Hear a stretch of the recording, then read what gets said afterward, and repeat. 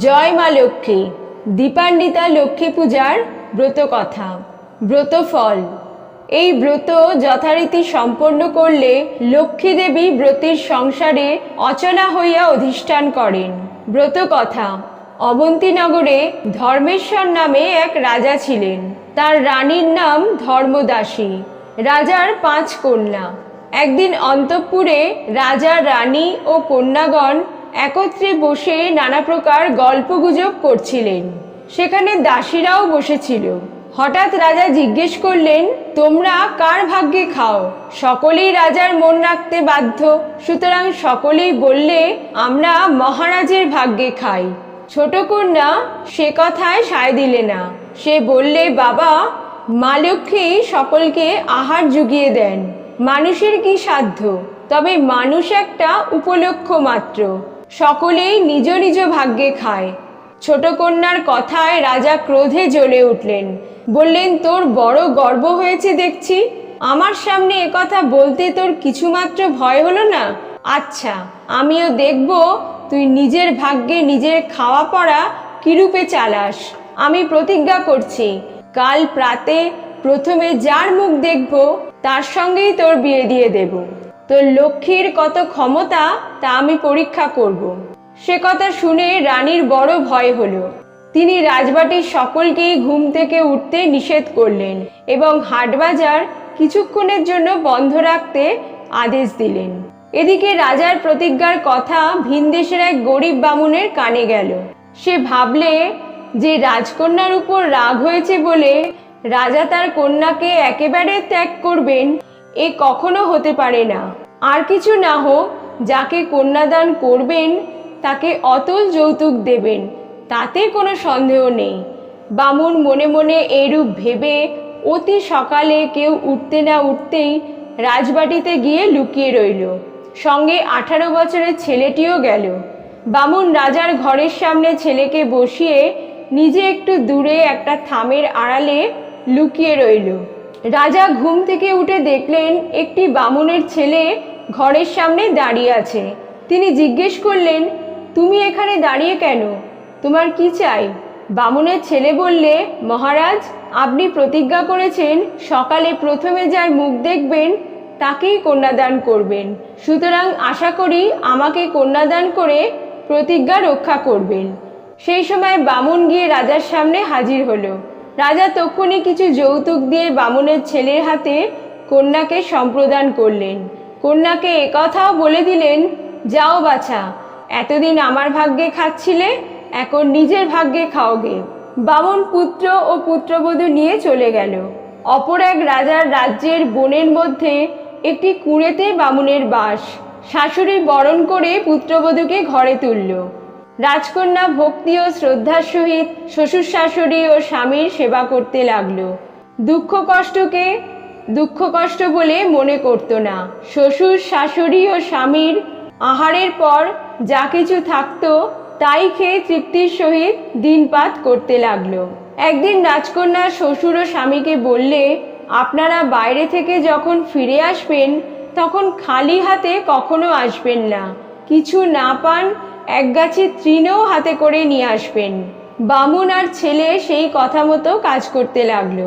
সেদিন বামুন পুত্র ভিক্ষায় বার হয়ে কোনো কিছু পেলে না, কেবল দেখলে রাস্তায় পড়ে আছে একটা মৃত কালসর্প।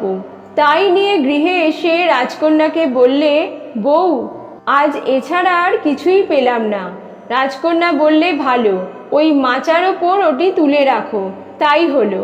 সে দেশের রাজার একমাত্র পুত্রটি হঠাৎ কঠিন রোগে শয্যাগত হলো। নানা দেশের কবরেজি, হেকিমি, টোটকা, দৈব চিকিৎসা কত কি হলো, কিন্তু রোগ আর কমে না, দিন দিন বেড়েই চলল। শেষে এক সাধু এসে বললেন, যদি মরা কালসাপের মাথা পাই তবে আমি রাজপুত্রকে আরোগ্য করতে পারি। অমনি চারদিকে ঢেড়া পিটে ঘোষণা করা হলো, যে ব্যক্তি মরা কালসাপের মাথা এনে দিতে পারবে সে যা চাইবে রাজা তাই দেবেন। ঢেড়া শুনে রাজকন্যা বামুনকে বললে, বাবা, আমি মরা কালসাপের মাথা দেব, আপনি ওদের ডাকুন। তাই হলো। রাজার লোকেরা এলে রাজকন্যা মাচার উপর থেকে সেই মরা কালসাপ এনে তার মাথা কেটে তাদের দিলে। রাজার লোকেরা তাই নিয়ে চলে গেল।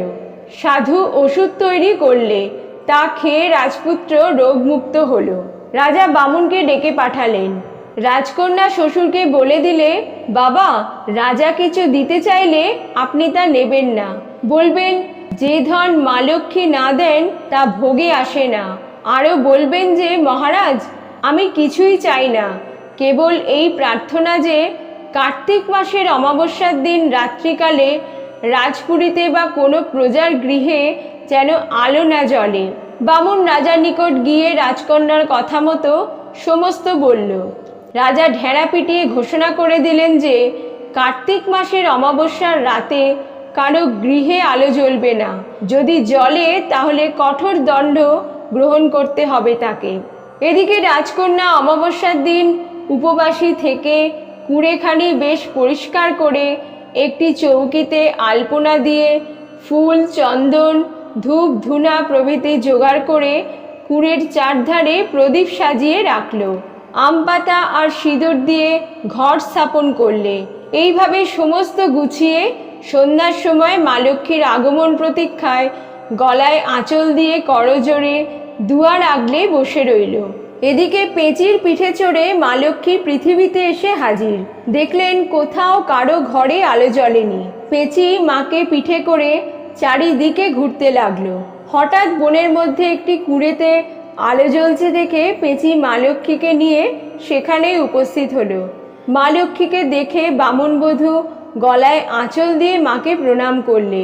লক্ষ্মী বললেন, আজ এ রাজ্যে এমন অঘটন কেন? আজ আমার পূজার দিন, কিন্তু কোনো গৃহে আলো জ্বলে না। শেষে তোমার কুঁড়েতে আলো দেখে তবে আসি। রাজকন্যা মা লক্ষ্মীকে চৌকিতে বসিয়ে ভক্তির সহিত পুজো করলে, লক্ষ্মীর স্তব স্তুতি করলে, আর বললে, মা, আমরা বড় গরিব, আপনার পুজো করি, তদুপযুক্ত দ্রব্য সামগ্রী আমাদের নেই। এই সামান্য ফুলচন্দনে পরিতুষ্ট হন, এই প্রার্থনা। মা লক্ষ্মী বললেন, বাছা, আমি এতেই পরম সন্তুষ্ট হয়েছি। আজ থেকে তোমাদের সকল দুঃখ কষ্ট দূর হবে। আমি আমার চরণের এই নূপুর রেখে যাচ্ছি। ভাদ্র, কার্তিক, পৌষ আর চৈত্র মাসে আমার উদ্দেশ্যে এই নূপুরের ওপর পুজো করবে।